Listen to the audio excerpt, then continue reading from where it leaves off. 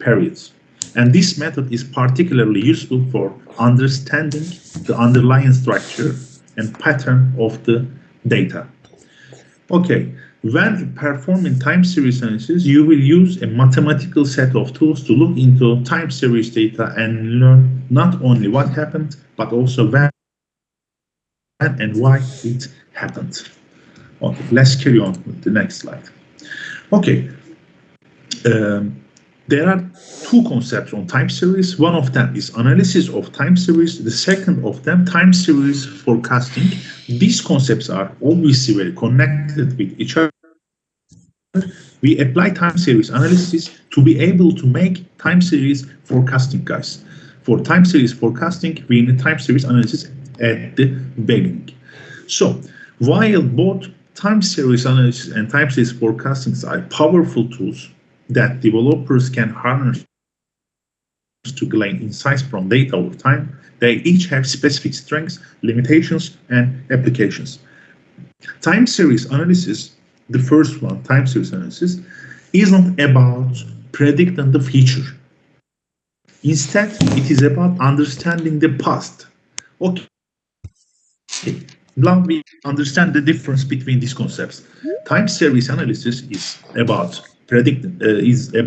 understanding the past, while time series forecasting is to predict the future. That is the difference between these two.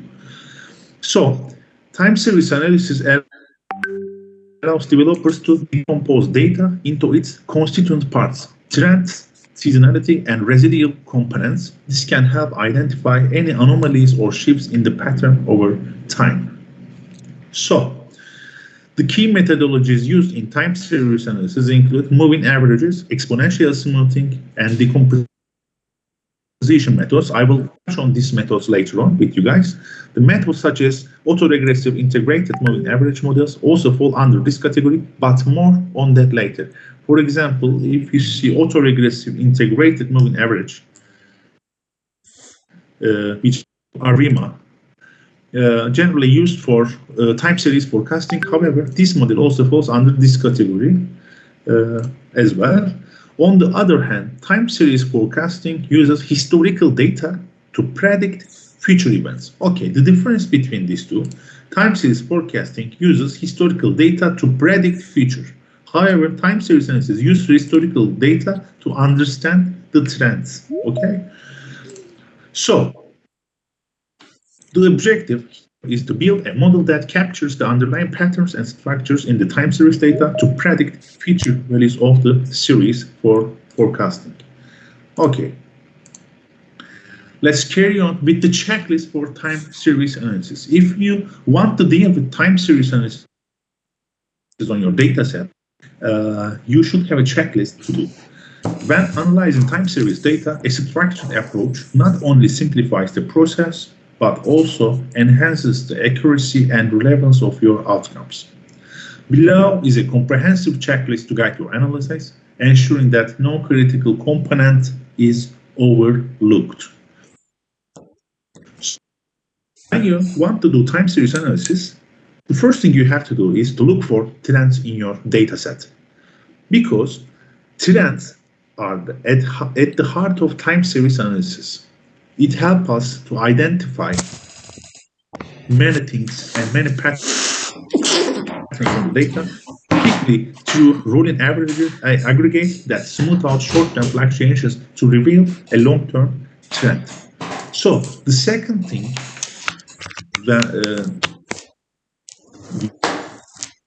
seasonality captures the repetitive and cyclical patterns in your data, occurring at regular intervals.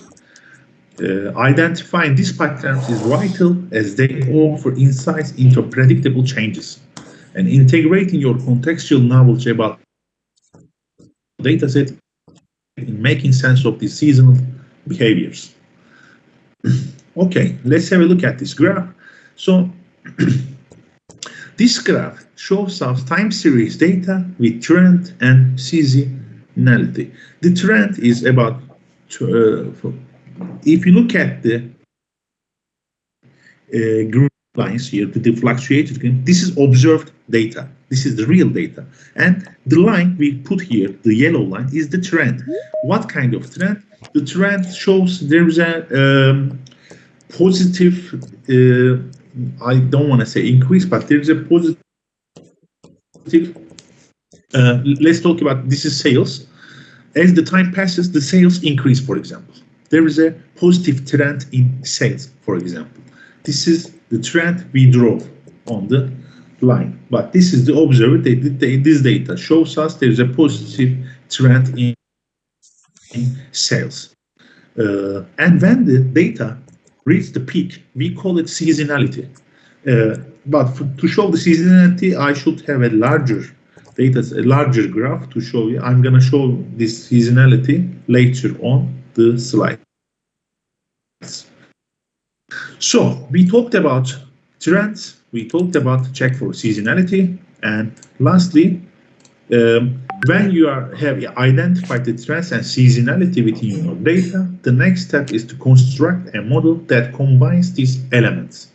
This model should roughly match underlying data, providing a more accurate representation of the observed behaviors. So after, again, looking for trends and checking for seasonality, you have to attempt a model of the remaining noise, the noise that your data set has. After accounting for trend and seasonality, the noise remains. So let's say you detect trend and seasonality and the noise remains. So you have to do something to detect these noises, because this noise accounts for the data which hasn't by the model. So you should analyze this noise by taking your data trend and seasonality to inspect its behavior. Ideally, it should exhibit a stationary distribution. I will explain what a stationary distribution later on, meaning it appears somewhat chaotic, average, and variance over time. So we have another graph here. This graph shows us many graphics and noises, as you see. You see some, like the first graph on the top left corner shows us there is a trend here, and there is a seasonality if you see. For example, on 15th day, it reached its peak. Again, here, as you see, there is a peak here as well, which shows there is a seasonality on this data. And the fluctuations on the data tells about us the noise. Okay, and there are several different graphs here, but if you look at the second graph B, you should see something. The thing you have to see here is that, guys, the thing, I don't know, whatever it is, there is no trend here because the data is stationary. What is stationary? Stationary means there is no uptrend or downtrend. Like, there is no positive or negative trend. The data is constant. So we cannot talk about the time series analysis. I mean, no, we cannot talk about the trend and seasonality. The time series analysis shows us the data is constant and nothing is changing by the time for graph B. And for graph C, as you see, the graph starts from 5,000, it goes down until some point year 1965, and it shows a positive trend until 1980. So there is both positive and negative trend on this data set by the time. If you look at, again, even though there are positive and negative trends here, again, it seems constant by the time. But if you look at the graph E, there is a negative trend from 1900 till 1980 for something. I think the exact, no, okay. So again, if you look at the graph G, there is no trend on this data. So it is difficult to talk about something with the time. Does somebody want to interrupt, Mariam? Yes, Do you I want us? wanted, yes, that is Yes. this recorded? No, it is not recorded. I haven't recorded the previous lecture as well, but next week I'm gonna be in the university, so I want to repeat something as well. And if you have any questions, I would like to answer face to Okay, face. and also can it be next time in the lab or no? Sorry? Yani can the next time class be in the lab, not in the classroom? It is in the classroom. It is not in the lab because we have to talk about some concepts, but maybe we can make some part of it in the lab as well. Okay, thank you, doctor. Cheers. So,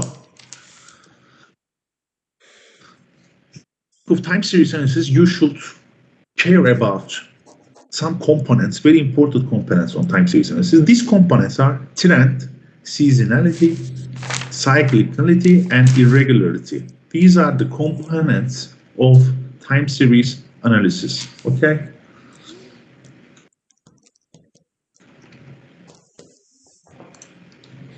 Okay, what was the first component? Trend. Let's focus on the trend now. Trend is the long-term movement or direction where the data evolves over an extended period. So, it's the upward trend. What does it mean? It means data increases over time. For example, population growth. And it can be downward trend as well. Data decreases over time. For example, declining newspaper sales because technology has enhanced, so the number of paper sale is going down. Another one, flat, no trend. So if the data is constant, you cannot mention about the trend. It is a flat, no trend data because it has no sustained increase or decrease. And what are the characteristics of trend? Trend, smooth, slow moving, caused by macro factors like technology, demographics, productivity, and many things. And it doesn't repeat cyclically. Examples, housing prices increasing for decades, gradual temperature, slow decay in fossil fuel consumption. These are all trends, guys, we observe. The second one is seasonality, which means repeated pattern. If you have repeated patterns on your data, which is seasonality. So, seasonality refers to regular, predictable patterns that repeat at fixed intervals.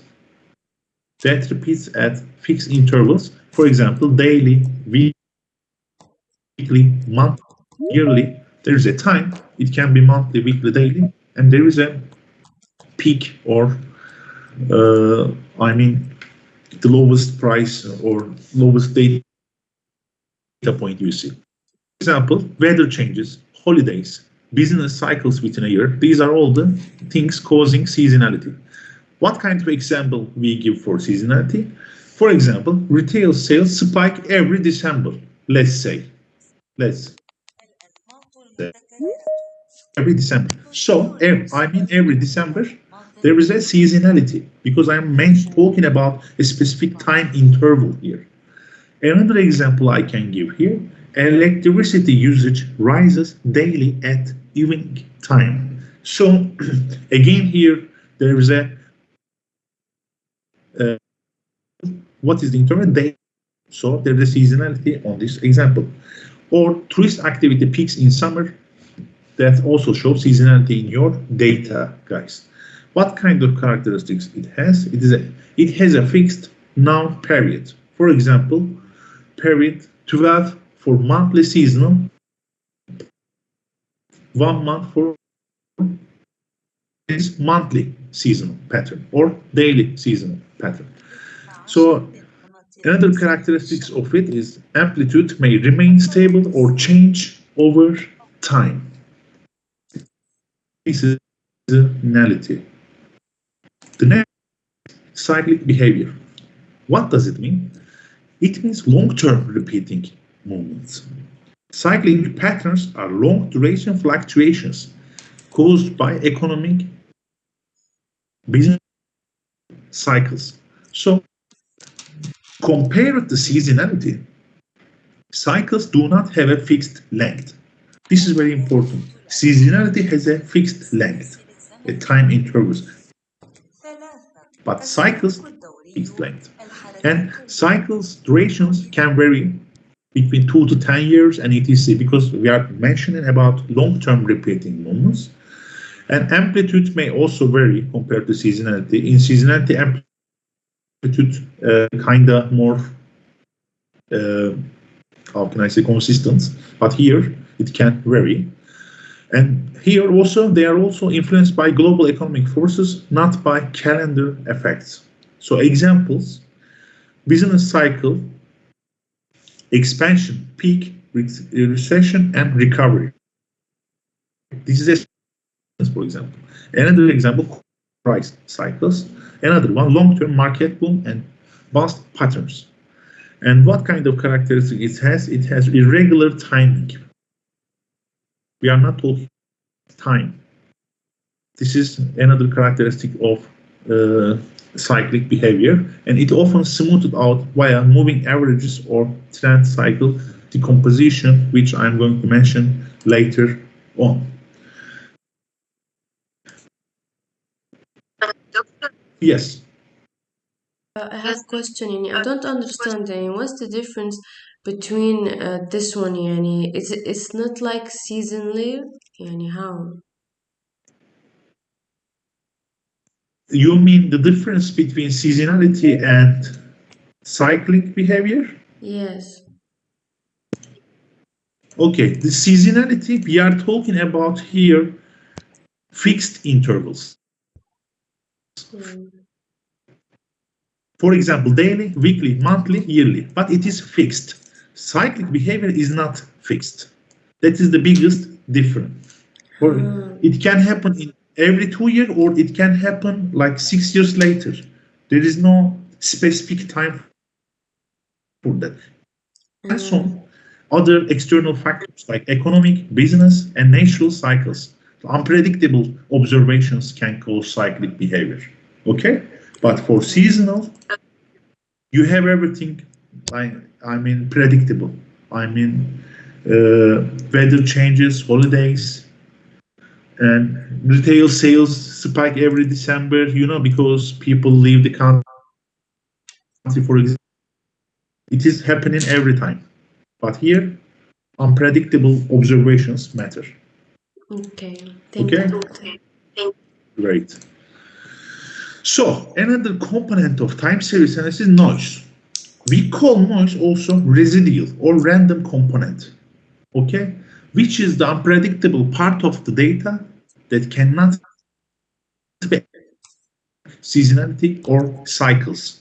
This is important, guys. Noise is unpredictable part of the data. What kind of characteristic it has? It is random, and it has short-term fluctuations, and there is no pattern or structure you can gain from your data set for noise.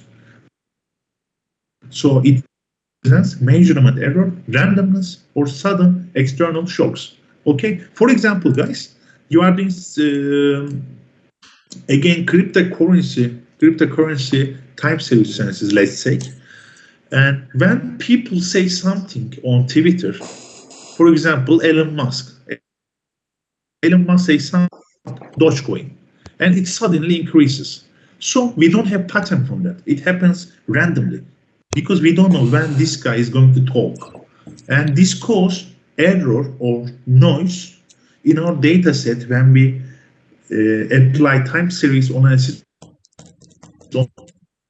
Depend on seasonal activities. It happens randomly because it happened by speculation by Elon Musk, for example. Another examples here, like sudden drop in demand due to one-day power outage. The power outage happened in a shopping center, and suddenly people left the shopping center. It was unpredictable. And from a viral social media event, as I gave this example already.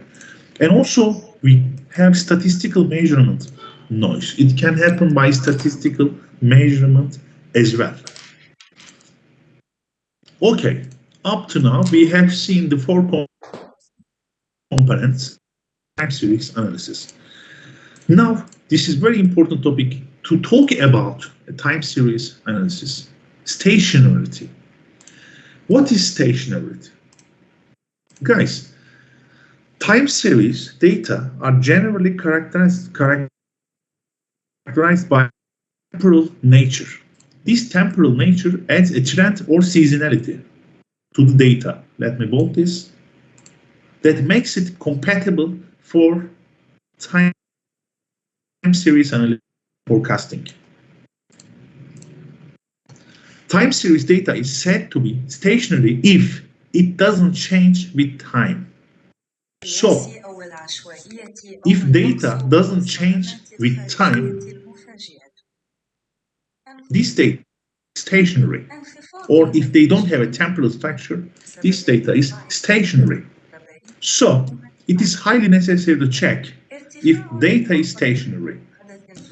In the time series forecasting, we cannot derive valuable insights from data if it is stationary. So, to be able to derive valuable or actionable insights from the data, it should be unstationary or non-stationary. Because stationary means the data doesn't change by time. There is no change in terms of the time in the data. So we have to check if the data is stationary. Let me explain this in graph as well. Okay, if we look at the first graph, this graph is stationary time series because there is no trend or not changed by time. But when you look at the second one, it is non-stationary time series. What is non-stationary? Something changed by the time. See this on the graph. So we call this non-stationary time series. On our data set, we should always check if our data is stationary or not before applying complex models. So what can you do to check out if your data is stationary? You have a couple of ways. The first and simplest method you can do is plotting your data. By plotting your data, you can see if your data is stationary or not. However, you have to make sure. Mariam? Okay, last question, Doctor. Why do No, you can ask yes. Okay. Yes. Why do we need to check before on the data that if it's stationary or not? Like, what happens if it wasn't stationary? Yeah. If it wasn't stationary, yeah, it is not sensible to talk about time series analysis. So you have to check stationary because we are talking about the time and how time affects your data. Stationary means, does the time affect your data or not? That's why we check stationarity. Because the topic is time series analysis, okay? We are considering the impact of the time, and stationarity allows us to check if the data is affected by time. So there are two ways to check out if the data is stationary or not. I mean, I am explaining two ways. There are more ways to check if your data is stationary or not. But the simplest way is plotting. However, even though plotting is helpful to understand your data is stationary or not, you should do other statistical measurements in your data. There are a couple of ways.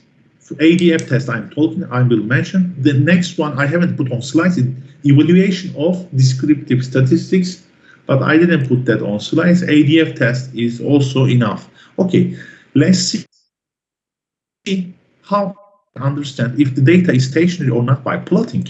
On Python, by using very simple plotting here, for example, I import matplotlib as PLT and I put my data here and I am just plotting the data and seeing my data points like that. My plot, my data points like that. So I understand that this is a stationary data. So time series analysis is not appropriate for my data set. Okay, this is just simple thing, but I'm not applying plotting only. I have to apply other statistical things as well. So what was the next one? ADF test. What is ADF? Augmented Dickey-Fowler. This is the guy who found this method, so he put his name on the method. Augmented Dickey-Fowler test. So this is a statistical test that is dedicatedly built to test whether univariate time series data is stationary or not. This test is based on hypothesis and can tell us the degree of probability to which it can be accepted. It is often classified under one of the unit root tests. It determines how strongly a univariate data follows a trend. Okay, I will explain this in detail. So, I don't know if you are familiar with hypothesis. In data mining, in machine learning, we have hypotheses to test. So here, H0 means null hypothesis. The time series data is non-stationary. Okay, if it is null hypothesis, it is non-stationary. H1 alternate hypothesis, which means the time series data is stationary. So we have alpha, assume that we have alpha 0.05. What is 0.05 here? 95% confidence. So if it is 95% confidence, our alpha becomes 0.05. This is generally accepted in the world by academicians. Generally, people define alpha as 0.05 and 95% confidence. This is generally accepted in the world to test a hypothesis, whether it is valid or not. So, the test results are interpreted with a p-value. We are going to achieve this p-value on the test. I will show you later on. If this p-value is greater than this alpha for this test, it fails to reject the null hypothesis. What does it mean? It rejects the null hypothesis. It rejects this. Else, if p is lower or equal to 0.05, it rejects the null hypothesis. So now this one fails to reject. By the way, guys, this one fails to reject, the other one reject. So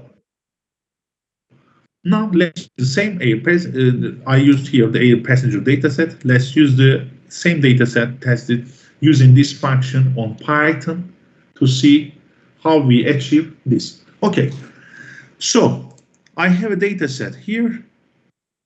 Don't worry about this. And I have my values parameter here, and I just invoked the values from the data. So with one row code feeder values, I can easily see my p-value, my augmented Dickey-Fowler statistics. So the output is like that. Output shows me the p-value is 0.99. Okay, 0.99 is greater than 0.05 because the alpha I accept is 0.05. My test shows me p-value 0.99. So here, as per our hypothesis, the ADF statistic is much greater than the critical values at different levels. And also p-value is greater than 0.05. We can fail to reject the null hypothesis at 95% confidence level. So this means that time series data is strongly non-stationary. Okay, let me explain it very simply, and you can apply this simply as well. You apply augmented Dickey-Fowler test, and you achieve a p-value here. If this p-value is greater than 0.05, your data is non-stationary. If it is lower than 0.05, your data is stationary. Okay? That's simple. You don't have to worry about the statistical things behind the test. Just know this part and how we test our data for stationary. So, to recap, there are two ways for us to testing for stationary. One of them is plotting. The second one is ADF test. On plus, I am just observing it manually. On the second one, statistically, I am seeing whether my data is stationary or not. And I apply ADF test. After I apply an ADF test, I achieve a p-value. If this p-value is greater than 0.05, as shown here, which means my data is non-stationary. That easy. Any question up to now? No? Okay. So, we talked about stationary. The next thing we are time series analysis and decomposition. Time series analysis and decomposition. These are, I think, last 4 or 5 slides. After that, we are gonna finish today and continue next week. So, time series analysis and decomposition. Time series analysis and decomposition is a systematic approach to studying sequential data collected over successive time intervals. This is already what we know up to now, okay?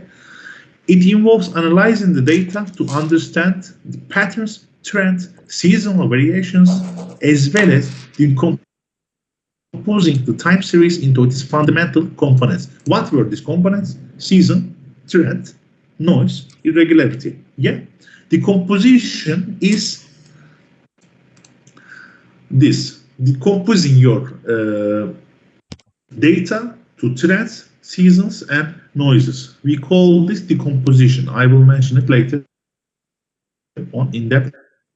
But this decomposition typically includes identifying and isolating elements such as trend, seasonality, and residual, error components within the data. We will mention later on.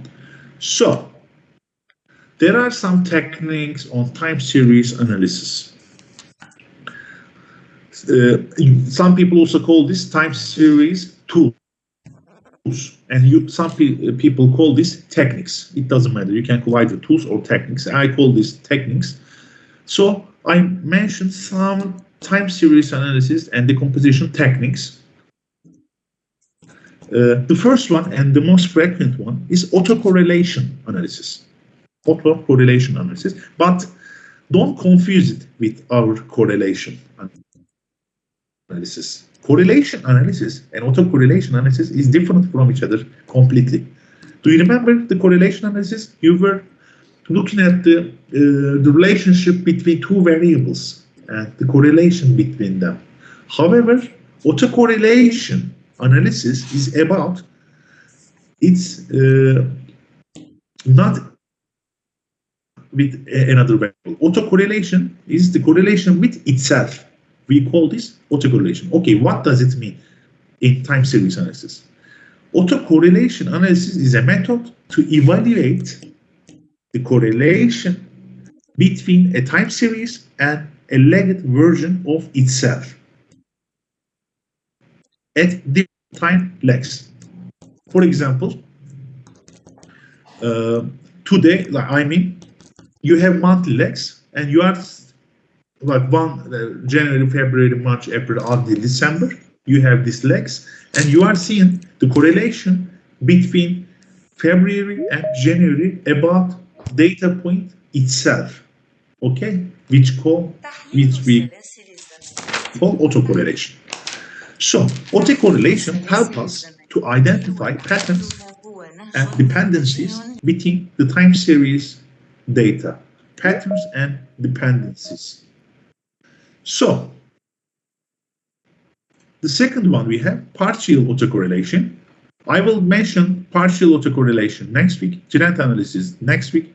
seasonality analysis next and decomposition next week as well. So we can now talk about autocorrelation. Okay.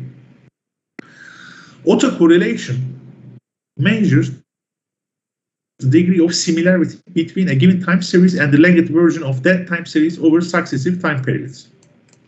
It is similar to calculating the correlation between two different variables, except in autocorrelation, we calculate the correlation between two different versions of xt and xtk.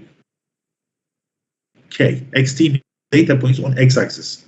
Okay, we are mentioning the same data points in different times.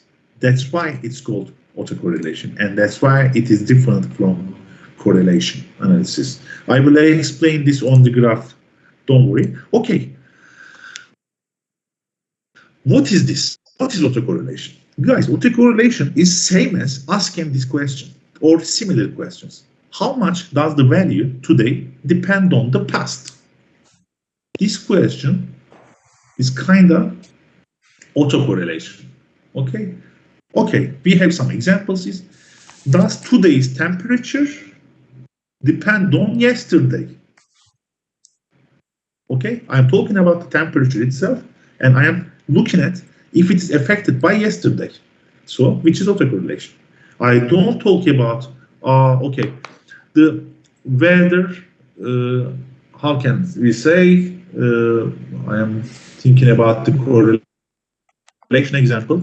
It is winter, the weather is cold. This is correlation. But I am talking about something else. Does today weather depends on yesterday weather? That's why it is autocorrelation. Okay? I'm not talking about the second variable. It just has one variable itself. Another thing, does this month's sales depend on last month? Okay, this is autocorrelation as well. Another example could be, does today's stock price depend on last week's? There is only one variable I'm mentioning here, so it is autocorrelation. If the answer is yes for these questions, guys, we say the data has autocorrelation. Okay, what does it mean? If the answer is yes for those questions, we say, okay, there is an autocorrelation. But what does it mean? We think that there is something regarding the time. So the time affects it. We say there is autocorrelation.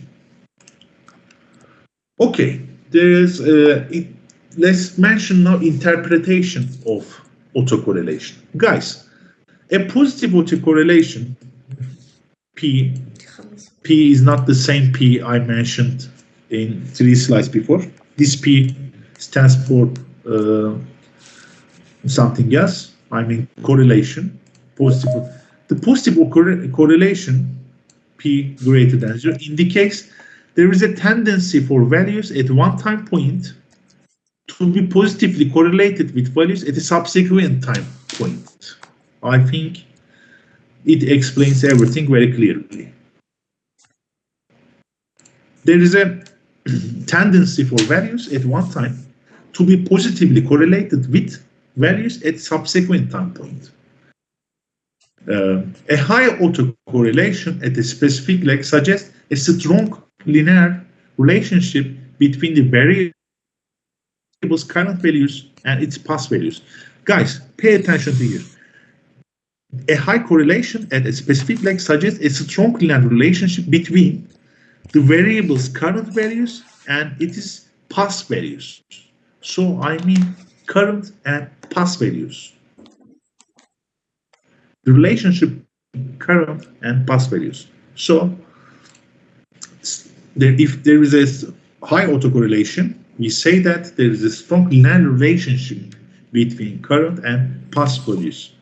So a negative autocorrelation suggests an inverse relationship between values at different time intervals.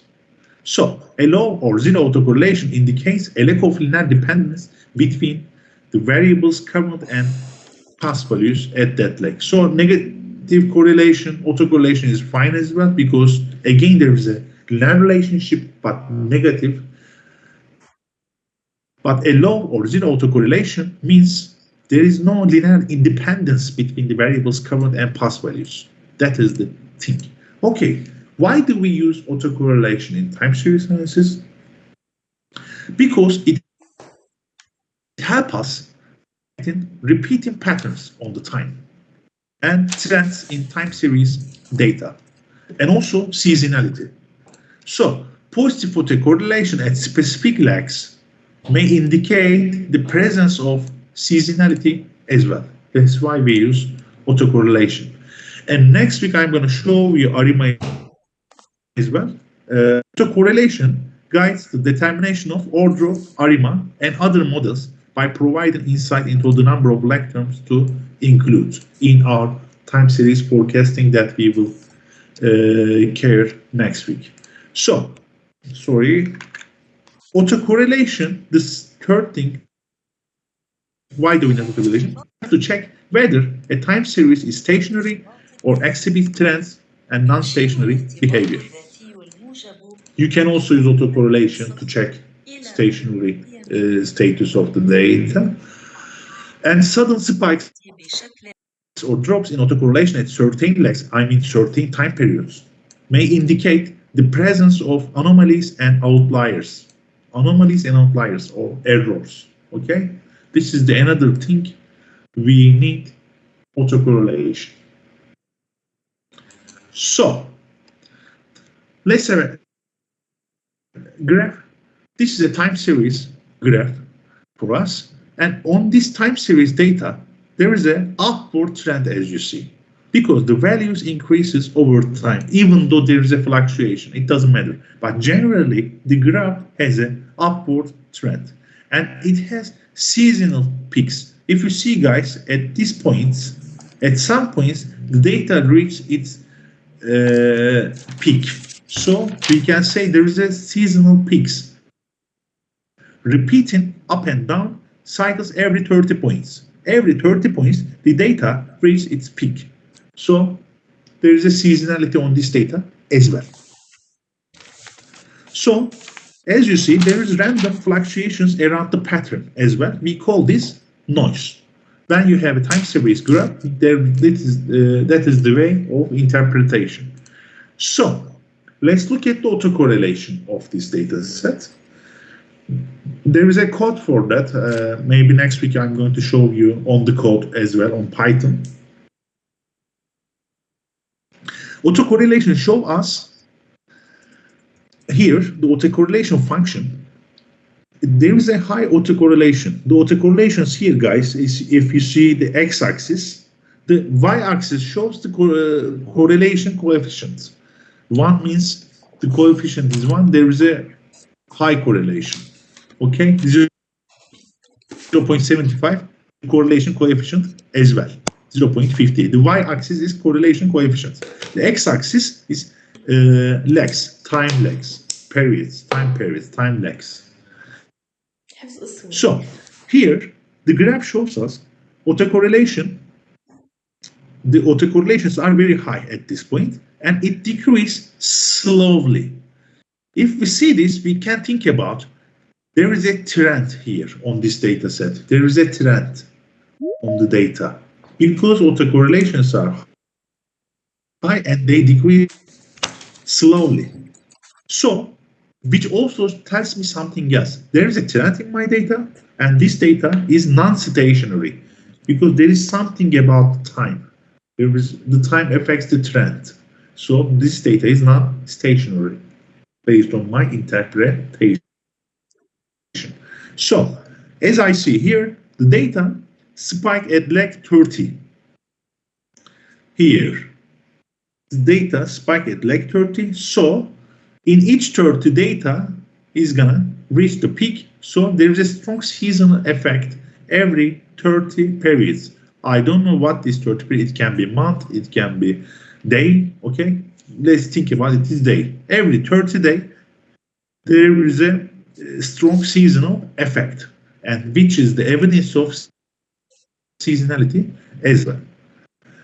So there is also oscillating pattern. It is often due to sinusoidal seasonal behavior, because sometimes like maybe it on winter the sales are very low, on summer the sales are very high. It is also sinusoidal seasonal behavior generally on the data. So lastly, we have a graph here. The first graph is time series with autocorrelation, because there is a trend here, there is a smooth pattern, which means past influence feature on this first graph. And the second graph shows me autocorrelation function. And when I look at this, the autocorrelations are very high here, as you see, 0.75, 0.50, and it decreases slowly. And I can say that the data is not stationary and there is a trend.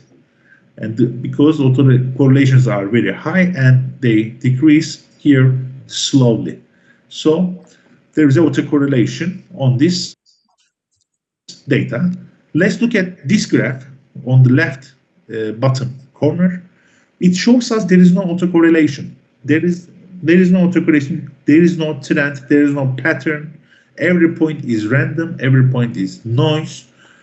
So this data is also stationary as well, and autocorrelation. Time doesn't affect anything on this data. Again, the second and last graph here shows us there is no autocorrelation. There is no significant spikes. I mean, we cannot talk about seasonal effects as well on this data.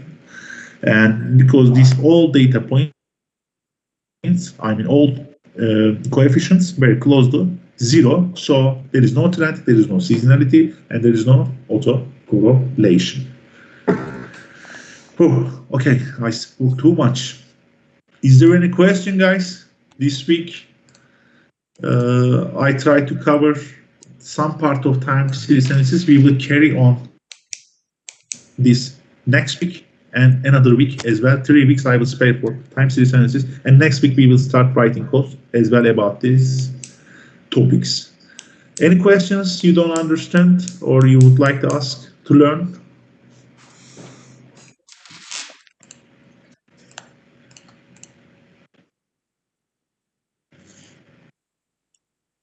If there is no question, you are free to go. I'm going to see you next week face to face in the university. No question? Okay, thank you for attending. See you next week. Yes. There is no attendance? Attendance, there is the attendance. Guys, those who attend the lecture, please send me private message for attendance, okay? Just send me private message, not from the group. On WhatsApp, private message, so I can take notes of attendance. If you write on the group, those who don't attend can also write their names, and I cannot distinguish. Doctor, will you send this to us? Yes, I will send previous one and this one as well, but I haven't finished this as well because this has 3 weeks slice, but I can send this first part today as well, no problem. Yeah. Okay. This has other parts as well. Okay. Any other question? I actually would like to, I wish to practice code Python in the lab, but it doesn't work. Next week. Okay. We will start coding this next week as well. Okay, thank you. Because I haven't finished the concepts yet. There are too many things left. Okay? Okay. Next week we are gonna do coding as well, as much as we can. Any other questions, guys?